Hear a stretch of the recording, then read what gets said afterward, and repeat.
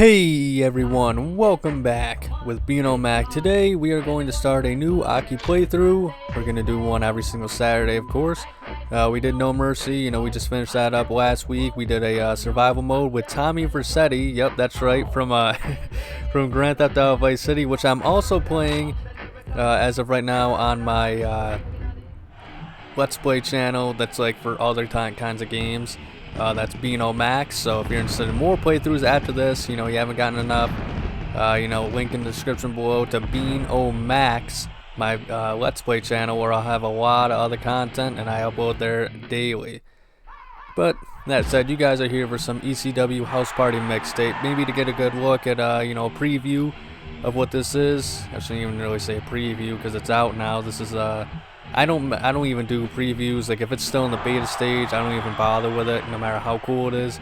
It's kind of like with pre-ordering games. I'm able to just kind of, just wait things out. I no point in pre-ordering something that I don't know, that I know isn't fixed yet, this or that, and let other people that are, way too excited for it, way more excited than me, get through all the bugs and stuff like that. And that's what we got right here. This is ECW House Party Mixtape. This is a ROM hack by GM Spectre. That's I gave him credit at the beginning of the video and stuff. Link description below. This is a ROM hack for WrestleMania 2000. As you can see, converts the entire WWF 1999 roster into ECW roster, and it's the whole game, roster, which is pretty much, this is an ECW All-Stars mod, is what I consider it. Maybe GM Spectre, he could probably, since he's the creator, explain it a little bit more, but that's kind of how I look at it. And obviously the arenas have all been revamped, and the ECW arena, it's kind of basic and stuff like that. So a lot of the arenas have a similar look, but I still think it works for what it is. We got Heat Wave, we got freaking House Party, of course. So we got a few pay-per-view arenas and stuff like that with different designs and stuff like that on the sets. And it even goes to, the menus and stuff like that, and even edited all the, all the characters and the AI settings and stuff like that. So, well, I'm supposed to be able to get some weapons here, but it's supposed to be to where, everybody in the entire game, you have a setting of like how often you get a weapon when you try and search for one in the crowd. And the idea is he's set to, high or normal for every character, just because it's ECW. And as you can see, one thing though that I'm going to do with this playthrough that's very different, if you haven't played this hack, you obviously haven't really noticed it, but obviously this is not intended. I have a Game Shark code, which I will also put in the description. Everything you could want in this video is going to be down in the description below. My Let's Play channel, the link to this mod, some Game Shark codes, to go with this to make it a little more, extreme, chaotic, kind of wild for your Extreme Road Tour playthrough. Because what I did was, I can edit the rule sets to this, and it's all like, you press a specific button for some reason to get to like specific rule sets. Like it's C left to get to, I believe, whether or not you want to change it to have rope break or not. You gotta press R to get to like bloodshed on like singles matches and stuff like that. And what I did in that tag match is I made it a tornado tag match, and we're gonna experiment a lot on this one. For this episode, I actually had to redo this match because it was actually a first blood match against Rhino, and it went on for like 10 minutes. I could not make him bleed. I hit him in the face with weapons. I threw him into the turnbuckle post, the metal, like literally more than 10 times. I bashed his face off of it from the apron like 4 or 5 times. I was relentless. I smashed his face off the metal guardrail more than 10 times, man. Like, I don't know what the deal was, but like the game was just saying, nah, he's not bleeding. And obviously I said it to be that first blood match, so that was the only modifier. I had to restart it, so we're doing just kind of a different match here, folks. This is a regular one. But GM Spectre, he did go through the effort, of turning off count out in all of these matches. I thought that it was going to be like Falls Count Anywhere was on. you know, just to kind of make it more ECW, but no, it turns out he just turned the count out off, so every match I'm doing is going to be, unless if it's like, you know, just for the sake of it as a special stipulation, it's going to be, you know, falls count anywhere. I'm more than likely, I don't know, I'm kind of torn on whether or not I should turn rope break off for every match, because at that point I could just spam, you know, submissions and cheese my way to victory, and, you know, that's kind of no fun there, you know. I mean, we already have, you know, no count out on and stuff like that, so, but we'll see, you know, how I feel with it. I'm probably going to turn it off during certain matches, test it out, see what happens here and stuff like that. I'm especially probably not going to have it for later on matches, or maybe I will, depending on my mood throughout this playthrough and stuff like that. Just because, you know, a big thing with the AI is, speaking of, that was pretty crazy. But a big thing with the AI, especially when you get further on and it gets harder, I mean, even if you're in the center of the ring, you know, they can move so fast. Like, they'll get to a rope break in like 2 seconds, unless if, you know, you're very diligent and you block their way essentially with your body, which can be very hard to pull off because you don't really know which ropes they're going to head to and stuff like that always. So, you know, I feel like it'd be kind of just cheating if I took rope break off. And I'm going to be honest with you guys, I'm not too familiar with ECW and the rule sets and stuff like that. So, I believe, you know, I looked it up, and I believe that ECW did have rope break, which I think was just, you know, probably if they did, it was just so that there was some way, you know, that people get out of submissions, because, you know, I think there's a lot of times in WWE where, you know, you see somebody in a submission and then they just randomly give up on it for whatever reason. You're just kind of like, why do you do that? But yeah, so all matches are going to be falls count anywhere. You know, obviously we're going to try and use weapons and stuff like that as often as we can. The sad thing is, and, you know, GM Spectre did a fantastic, amazing job with this mod. Or ROM hacks, right? People get, it is a modification when you really think about it. Like, yes, you're editing the ROM, but you're also modifying the code and stuff like that. I'm not a ROM hacker, I'm not a modifier, yada yada, you know, all that stuff. But at the end of the day, you know, it's not the same, obviously, because one is, you know, you're adding things on, and that's what a mod is, you know, adding outside things to the mod and different folders and stuff like that. Way too complicated for me, honestly. ROM hacks, you know, you're essentially, I think it's a patch or whatever that you apply to these things, so that way, you know, it just modifies all the code and, you know, brings in some outside textures and stuff like that that will still work on, you know, actual hardware and stuff like that. But, you know, my point is, you know, fantastic mod. It's just, or ROM hack. It's just, it was just going to be kind of impossible to capture that ECW vibe perfectly, just due to the fact of, you know, if I, apparently, you know, I asked pretty much like the top, you know, guy who does these ROM hacks and modding and the Aki scene, which is SK Styles, which this is actually named after him a little bit. You know, it's the ECW House Party Mixtape SK Styles edition, because there's also a lot of other bonuses there, which I'll go into, you know, at some point later on in this video. But real quick, you know, apparently he said that it is possible, just like in No Mercy, where, you know, if you code it, you know, it would be a lot of work, obviously, and that's why it hasn't been done. But apparently he said that he thinks that it would be possible to have it like in No Mercy, where, you know, if you drop a weapon, it still stays on the floor, and then you can, you know, pick it up for later use, stuff like that. You know, I asked him personally that, you know, on Reddit once, and he said it was, but he said he wasn't going to go through the effort for it. Fair enough.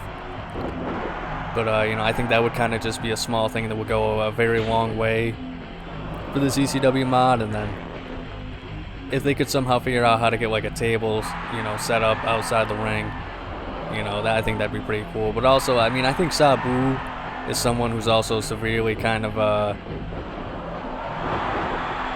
limited in this kind of role, because you know, he was always just kind of doing crazy extreme stunts, jumping off ropes and stuff like that, you know. So you're never, I don't think any game's going to be able to really perfectly replicate like a Sabu moveset, in my opinion, from what I've seen anyway. And then, you know, Unfortunately, you cannot actually change the ropes. You can change the texture to change the color like he did in this mod. As you can see, they're now black. But, you know, obviously there's no way, I don't think, to really kind of change the ropes so that way they would have barbed wire effects. Because if I could do that, you know, that would be really cool, and then I would make it to where, like, there is a code, you know, another Game Shark code, where apparently, you know, you can make it to where instead of bouncing off the ropes, you hit it like you would the guardrail, just like what Taz did right there. So, you know, theoretically, you know, I could add that, and then I could add, you know, maybe if you hit the guardrail, automatic bleeding or something like that. But,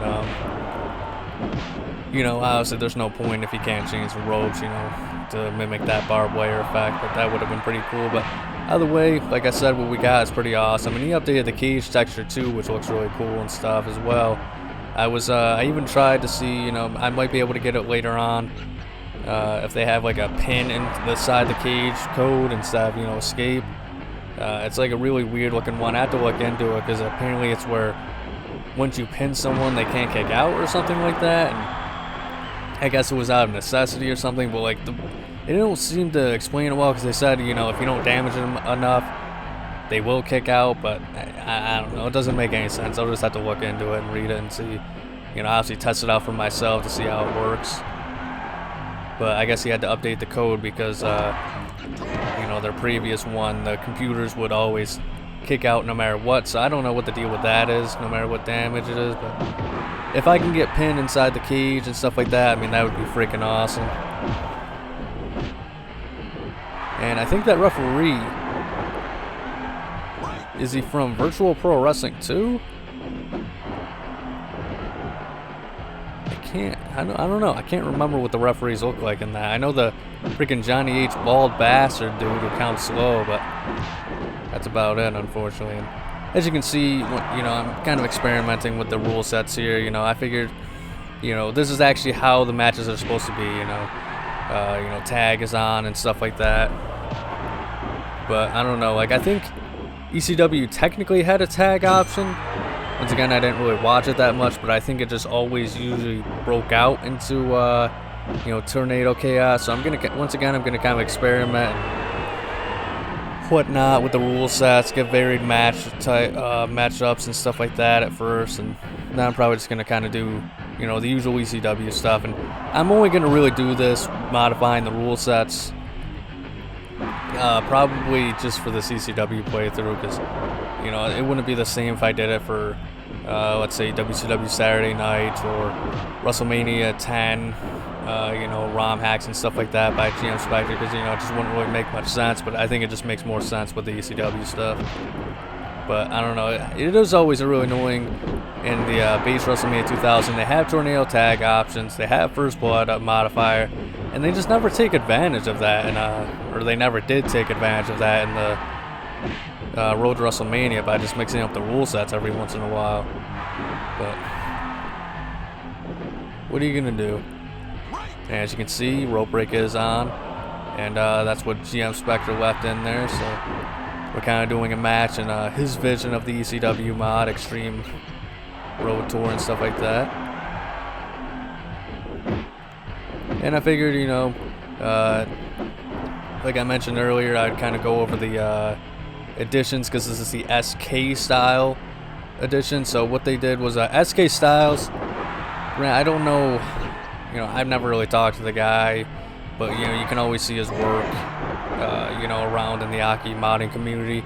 It doesn't seem like at this point it seems like at this point he wants to have like an All-Stars mod. I think he wants every single character from Revenge, Virtual Pro Wrestling 2, and WrestleMania 2000. Like, that's his dream mod, and he's, you know, trying to figure out a way to get that to be possible, all that stuff in content in one game. And, you know, if he can do that, I mean, he's already kind of like a legend in the scene, but if he can do that, I mean, I don't even know what, the possibilities are practically endless of what you can do at that point, you know. Having every single character from like the 3 companies, you know, in their main games all in one game, that'd be freaking insane, man.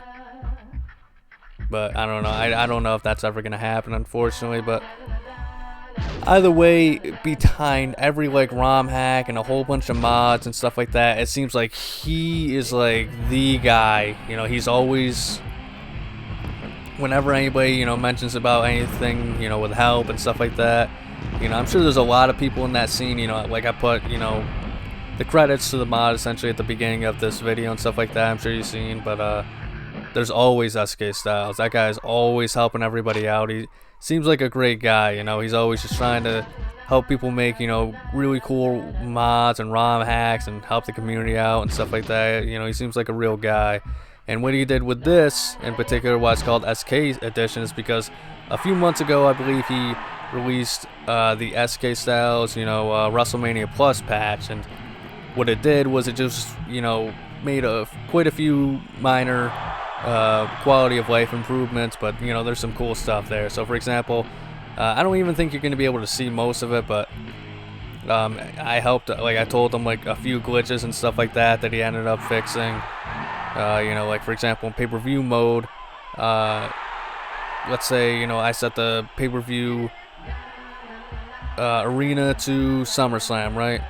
Then I play exhibition mode on Raw. Then if I were to go back to the pay-per-view, you know, even though it's supposed to be SummerSlam arena, it would be Raw's War, because it just kind of goes for whatever, you know, the last arena I played on was.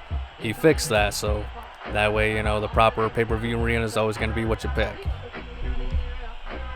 Another thing he did, though, was Virtual Pro Wrestling 2. They had AI settings that, you know, you could use, you could view for all the characters in the game, and you could, you know, edit for created wrestlers and stuff like that. What he did was, you know, it was something that was kind of like hidden in the code of WrestleMania 2000, but it just, I don't know, Japanese developers are always kind of like, yeah, Americans are idiots, you know, what would they do with AI settings? They don't know anything about it. And they were probably right to a degree. I think most people wouldn't even bother with it, but you know, he was able to not only, you know, take it and reactivate it in the game, he was able to actually, you know, flesh it out so that way it actually works properly and stuff like that, because you can use game start codes to access the AI menu, but like it was never finished, you know, it was never intended to be really a thing in WrestleMania 2000, so it's just a bunch of jumbled blank crap that you can't really do anything with. But SK Styles, his WrestleMania 2000 Plus patch, he made it to where everybody can edit it freely. Another thing is in exhibition mode with belts and stuff like that, it looks like, I don't know if it was ever intended or not, but there are game start codes where, you know, you can have characters, you know, you can set a belt up and stuff like that, and you can have the characters, you know, with game start codes come out to the ring with belts around their waist and stuff like that. And I think that he made it to where, you know, it's always where, like, if you have your belt in free play, the defending champion always comes out with the belt, and, you know, whoever wins, you know, on the end screen, they always have the belt over their shoulders and stuff like that. So that's a pretty cool detail. So just a lot of minor cool fixes to make, you know, WrestleMania 2000 that much more awesome and stuff. So, but that's going to be about it for today's video almost. So I think I kind of went over everything I wanted to go over in this video. Next week we're going to do May. We're going to do this playthrough on a monthly basis. You know, every Saturday, but like, you know, next week it's going to be May, then June, then we're going to do the pay-per-view, yada yada, that kind of stuff. But that's going to be all for today, so thank you so much for watching. If you enjoyed, make sure to like and subscribe. Check out next week's episode on Saturday. Haven't really come up with a name for it, but above all else, please remember to have a nice day.